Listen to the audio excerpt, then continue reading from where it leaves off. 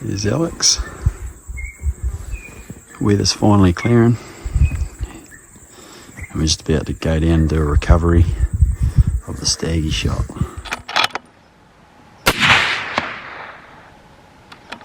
So, wind in the mountains, guys. You've got one cloud coming over that ridge, coming straight at us. And you've got the cloud in the foreground going the other way. One drifting up, one coming that way. So this is where the skill of reading wind at long range comes into play. A lot of the time it's not easy. Sometimes you've just got to accept that the shot's not going to happen. But taking a bit of time to read the wind is all the difference. Look at that there. You can't get a better contrast there. You've got an up valley. As soon as you hit the top of the ridge, it's coming straight over, opposite way. One on there. Yeah.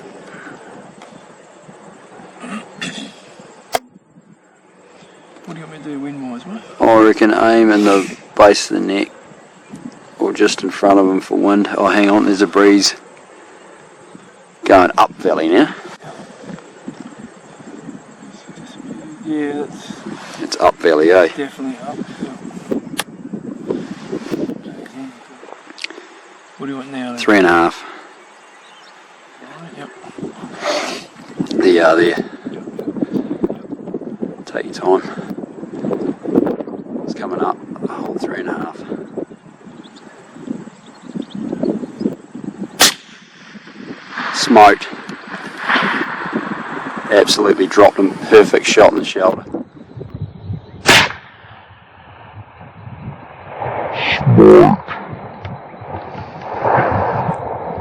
Perfect shot. Perfect wind call. Dude, beautiful. 766, 300 WSM, 195 grain. Tika T3 Super Varmint, Leopold Mark 5, 25 power, and a Hardy custom suppressor. Hitting like a hammer. Windy conditions, 3.5 MOA hold, and yeah, good work, Alex. Yeah, basically this afternoon we're going to be verifying some data on some of these guns. 300 WSM and a 308 here. This is the Tika Super Varmint, and this was the Bigara Hunter. And we will be shooting down range. Our first target, we do have some closer, but we're going to start off with a cold bore shot at 772 yards. And basically I just want to make the most of that cold bore shot out long to really see what's going on with the cold bore shot, which as a hunter, that cold bore shot is the one that really counts. So it's always worth taking note of your cold bore shots as well as the average of your velocity, but also averaging the cold bore shots that you do to make sure that that first round impact is the most likely. We're trying to do our very best to make that really count on the first round.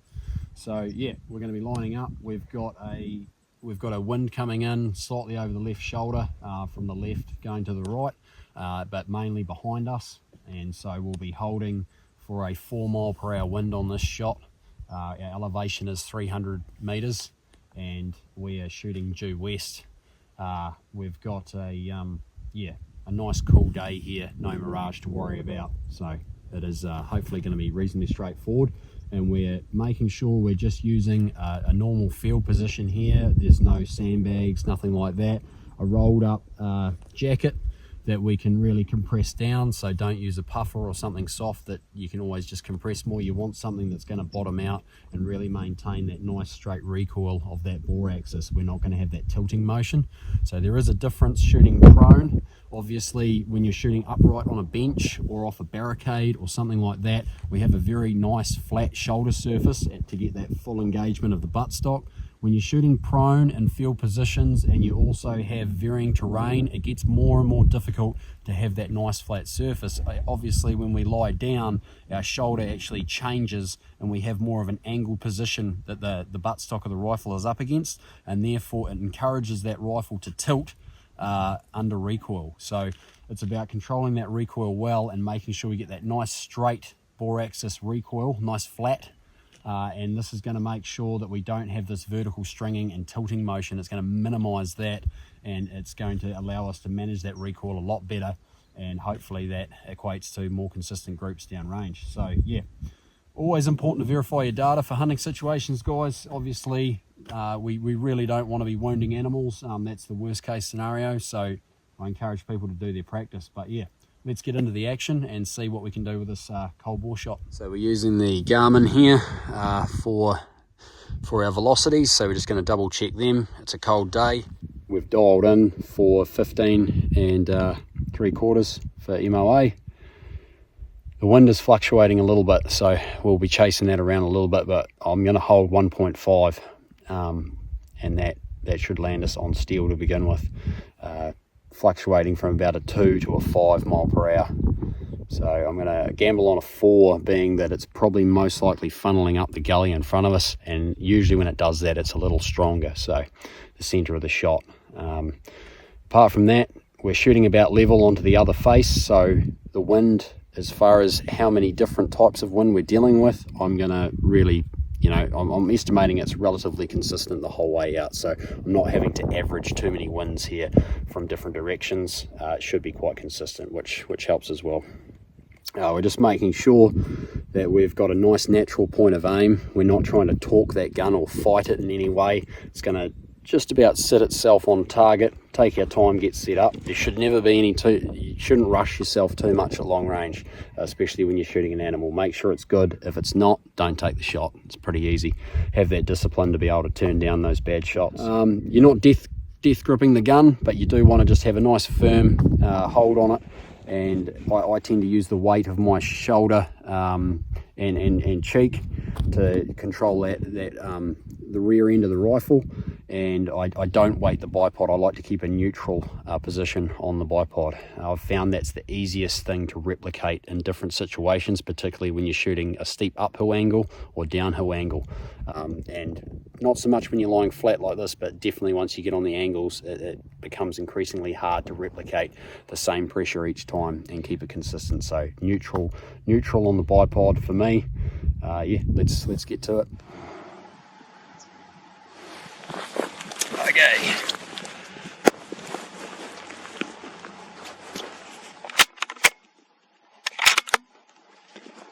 Are you seeing any wind downrange there, Paul? It's pretty still over at the target. I can see a little bit on those tussocks, eh? Pretty light. Right at the moment, that might be a fraction too much, but we'll see. And that's what I'm thinking as well. Okay, we'll go 1.2.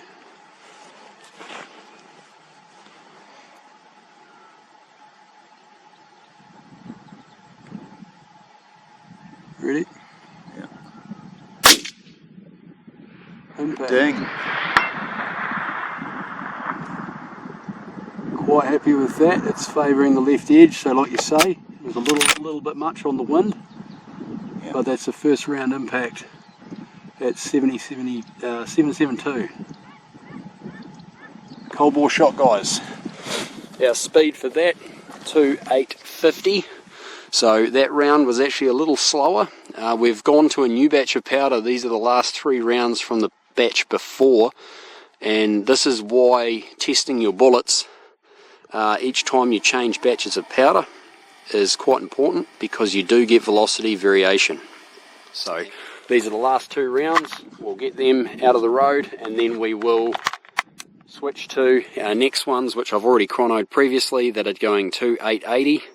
So that's why it's important, and it makes these Garmins are really, something that small that you can take with you wherever you are and verify your data in different shooting conditions and areas is really, really important. So, well, there was a good wind call, Paul, that had dropped away just before. We probably just could have held one actually, but we'll go for our second shot now.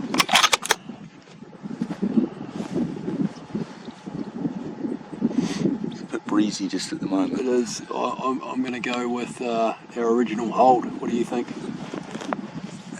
So hard to pick with the shifts up and down.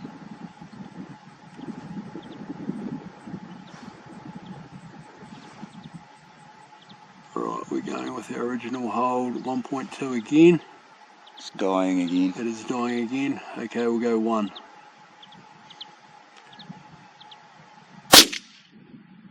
Impact. That's centered up, that one. Yeah, doing good. Happy with that. 2863 on the velocity. And one more. Don't forget to check that bubble level, guys.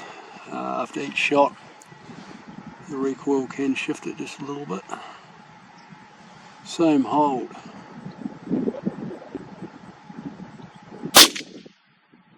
Impact. 2856, so pretty good on the velocity fronts. First 3 shots, 772 yards, 3 from 3. Alright, we'll move to the now current batch of powder that we've got, and we will test them.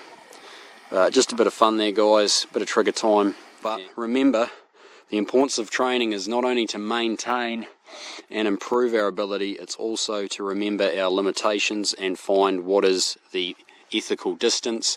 Remember, this varies a lot due to conditions and how well you can read them. One of the biggest factors also for me deciding whether to take a shot or not, it all comes down to that shooting position and how stable you are. So yeah.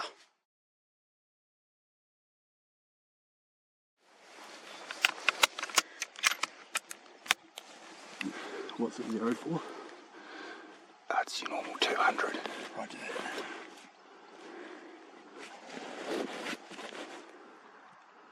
Ready? Yeah. I'm not doing.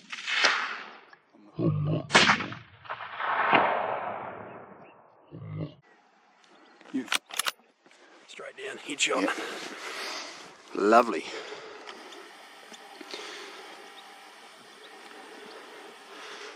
A good bonus bit of Vinny. It's the day for it. So here's that shooting position I just did there.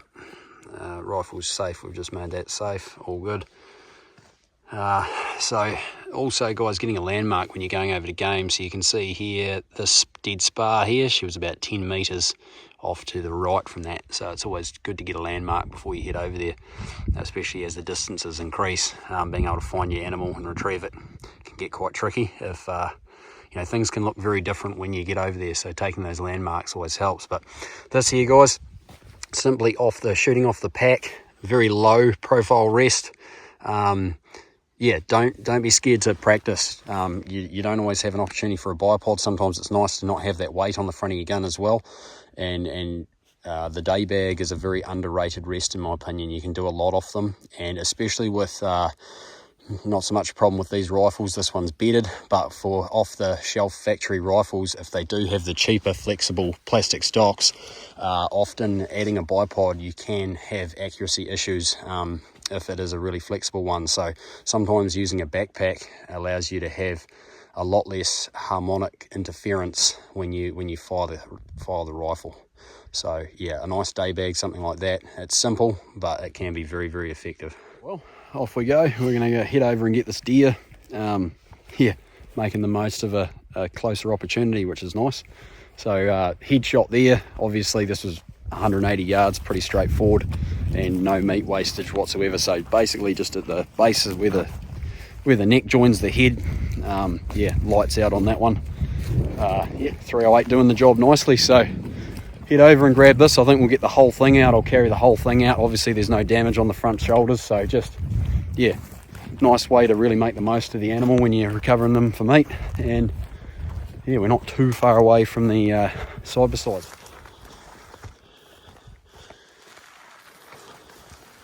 So you can see here, guys, when you come over, it can be very difficult to get a bearing, but that's that spar I was telling you about there, that real white one, dead spar. And right there is our deer. So even if you take a photo or a video from where you shot from, even when it gets dark, if you can pick something up in the torch, it just helps locate the animal. So that was nice and straightforward. Look at that, beautiful, stunning.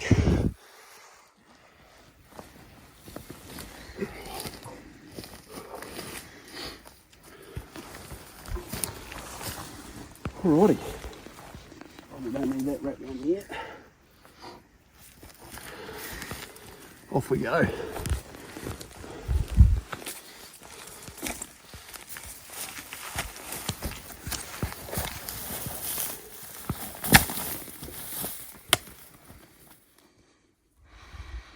Oh well, that was a pleasant interruption. Yeah, interrupt the training for the real deal. It's always nice. She must have heard the shots and got spooked, but come the wrong way and in through this basin out in front of us here. So she's around over, yeah, and some of this stuff. So that's all good. Fill in the freezer at the same time. All right, we'll get back in here. Paul's going to have a shot with the 308, and we might take this all the way out with the new ammo now and do 1100. Alrighty, rock and roll. Just here guys, you can sort of see the way I set the rifle up when I'm mounting a rifle system. I like to keep this surface in here nice and clean. What I mean by that is if you've got wearing gloves or something, you don't want to get snagged if you have to drop like a single feed round in or something like that when you're cycling the bolt. So you can see around here, I've got the mounts. I've got the mount screws here on the opposite side to my bolt and the ejection port, etc. And you can see here too, when I'm setting up my scope covers, you'll see this here opens up to on an angle. This is because I usually, if I'm behind the rifle and I'm having to range myself, sometimes it can get in the way of your laser rangefinder getting that range there. So I just do it slightly offset to help being able to just pick it up with my right hand and range. And then here, you can see I bring this one down to the side. This is the most out of the way, and it also allows for me to see my turret just at a glance up and over, as well as my bubble level, and not be sitting up in front, okay?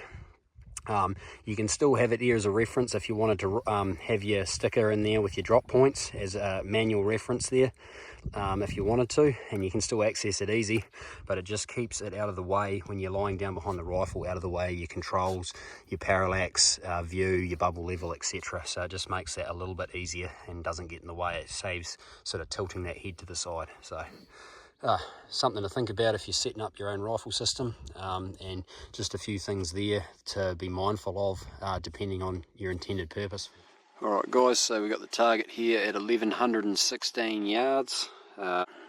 Obviously reposition the rifle, reset it, cant is levelled out. Now it's just getting this wind right as we touch off. 31.82 MOA.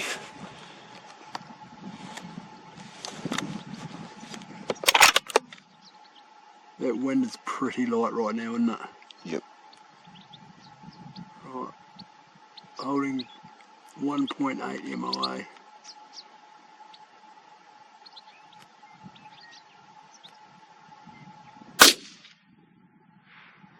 Impact. Nice. So a little bit too much for wind. Alright, I'll fire that one more time. Follow up shot. Happy with that. That was the first round at 1116. Follow up shot coming up. You want it? Yep.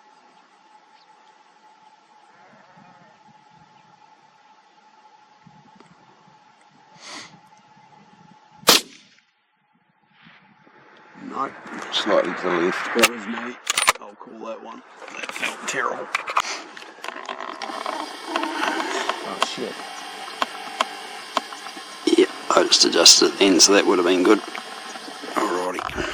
Oh well guys, bit of fun. I'm not going to fire any more rounds. The wind's actually, we just realised there, we stood up, we do actually have a wind coming in now from the other side as well, so that was my judgment there.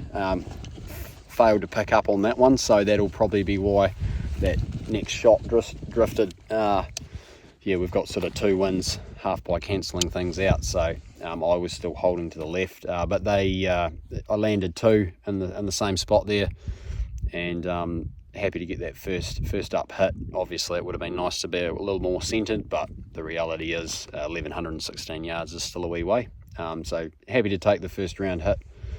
And yeah, it's all lessons learnt. So I hope you enjoyed this one, sort of hanging out and getting this stuff sorted. I hope yeah, there might have been some helpful tips there for some people, and if you've got some tips of your own that I haven't talked about, then throw them down in the comments.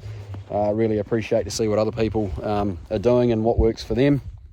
So yeah, thanks for tuning in and all the support, really appreciate it. And probably the next video there will be the giveaway happening for the meat animal hunt. So last sort of chance to get in on dropping a super thanks, which is how you enter. Basically we will have 3 winners. The person who's contributed the most automatically gets to come down, and the other 2 will be drawn. So yeah, if you want to be in the draw for that, make sure you hit the super thanks. It is much appreciated. Really appreciate all the support, and yeah, we will catch you on the next one. Stay safe. Cheers.